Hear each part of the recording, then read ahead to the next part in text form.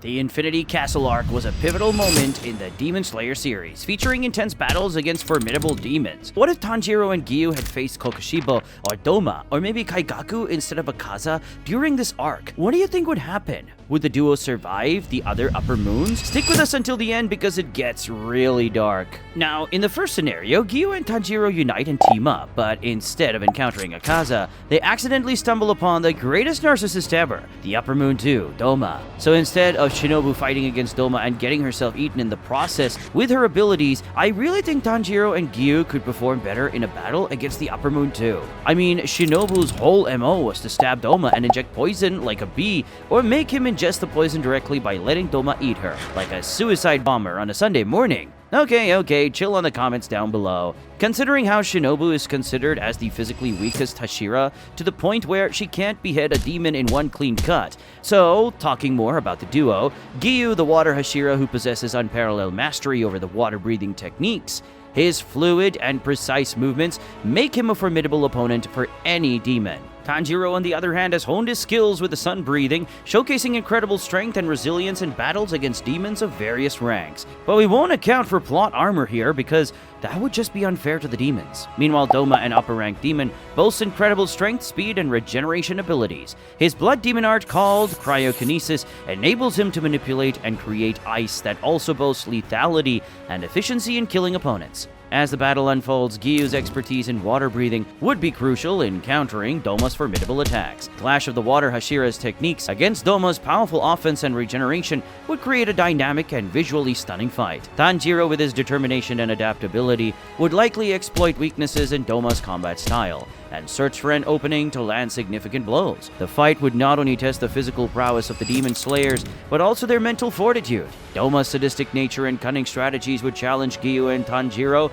to push beyond their limits. The outcome of the battle could hinge on the development of new techniques or the discovery of Doma's vulnerabilities. Ultimately, if I had to bet, the chances where Giyu and Tanjiro walk out alive are far, and I mean far, greater than Shinobu's. Instead of poking holes and injecting poison, Giyu and Tanjiro would slice and dice away. Pity from Tanjiro is the last thing you'd expect, because Doma is the guy who doesn't need it. But that doesn't mean Shinobu's plan of attack was useless. I mean, sure, she didn't finish the job, but she was able to give Kanao the opportunity to finish off Doma for good. Giyu and Tanjiro would use move after move to counter Doma's attacks. One thing you have to note is that sun breathing may or may not have an elemental effect on Doma's cryokinesis, sort of what you would see in an RPG game. Sun breathing will also stop Doma from regenerating properly, like what it did to Muzan. Doma would relentlessly bombard the two of them, and if he backed into a corner, he might just use his last attack called Water Lily Bodhisattva. Then Giyu and Tanjiro would further be at a disadvantage. So would they survive? In reality, if we talk about chances of survival and actually defeating Doma, I give Giyu and Tanjiro about a 20 to 35% chance of finishing the job, walking away with injuries that will last a lifetime, which might affect their fight against the Demon King. Now we shift our focus to the villain in Demon Slayer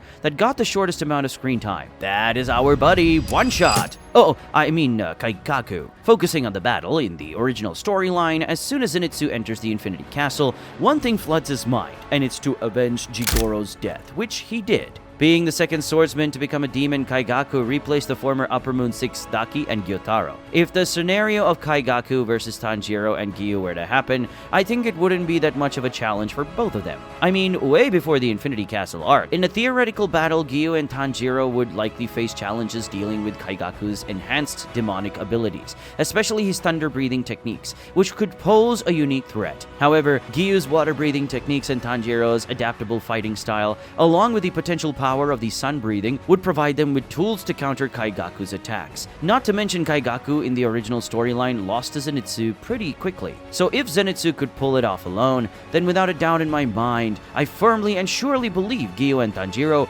would smoke Kaigaku without breaking a sweat. They still will have really serious injuries because they might be caught off guard by Kaigaku's thunder breathing, but they might be able to shake it off. Will Nakime be able to defeat both Giyu and Tanjiro? Well, this is considering that Nakime has the lowest combat capability out of the Upper Moons and is more like in a support role as she controls the Infinity Castle, because that is quite literally her blood demon art. What she can do is use the entire castle and crush Tanjiro and Giyu using its different components, like what she did against Mitsuri and Obanai in the original series. Sadly for her, she won't last very long. Just like in the main timeline, she'll still be found, and once the two get close enough, Nakime can do nothing but stay put as her head rolls off like a can of pickles falling from your refrigerator. Sure, it'll be annoying fighting against her, but she's just not strong enough. Now, this one is just brutal. Giyu and Tanjiro against the Upper Moon 1, Kokushibo, is a hard scenario to picture out even if they have their Demon Slayer marks, unlock the Red Blade, or even if both of them gained access to the Transparent World. The chance of them walking out alive depends if Kokushibo holds back or if he's bloodlusted. And I kid you not, the moment he lays eyes on Tanjiro with all the hate between Kokushibo and his brother Yoriichi, it would be safe to assume that seeing the first breathing technique ever created would make him fuming mad. I mean, the only reason why Michikatsu Sugikuni ever became a demon called Kokushibo is because during his human days, he was no match against his twin brother Yoriichi. For sure, the Upper Moon 1 is a sore loser. During the Upper Moon 1's fight against Moichiro, Genya, Sanemi, and Gyome, he owned them to the highest degree, and if he did not suppress his regenerative abilities, and given his 100% as a demon, none of the Hashiras would ever make it out alive of the Infinity Castle. I mean, even without manifesting his true demon form, Kokushibo still proved to the young Hashiras that he was in a way different league than they were. In an unfateful encounter between the duo and Kokushibo, I only see one way this could go down, and I strongly believe that the chances of Kokushibo getting pissed watching Tanjiro swing his sword around while using his brother's breathing technique is pretty high. And with that possibility in hand, the chances of Giyu and Tanjiro's survival practically becomes zero, reminded by his brother's superiority back in the day. I doubt the sore loser, power-hungry demon would even hold back. Remember, Kokushibo is as much a breath user as the others. Not to mention he's as old as Muzan, which means the experience is on his side, and his breathing style is as ancient as the sun breathing, making him a mountain that is impossible to move. Without a doubt, Giyu and Tanjiro is a combo you do not want to fight, but you have to remember, Kokushibo was throwing hands against 3 Hashiras and Genya, while deactivating his hidden potential as a demon against Demon Slayers, and much like Akaza, Kokushibo gave up on fighting back. The story would take unexpected turns, showcasing the resilience of humanity against the forces of darkness in the world of Demon Slayer, or it would be the end of the Demon Slayers as a whole. If Giyu and Tanjiro were to fight a different Upper Moon, then the continuation of the story would be very different. Say, if this reality with Kokushibo were to happen, the result would be the death of both Tanjiro and Giyu. This would result in Muzan still having his strongest Upper Moon, while the Demon Slayer Corps would be down to Hashira and the MC. And because of Tanjiro literally being the key to defeating Muzan, the demons would eventually become victorious. But if you like this video, smash that like button, subscribe, and click the notification bell. But before you do, check out my other Demon Slayer What If videos. Until next time, peace.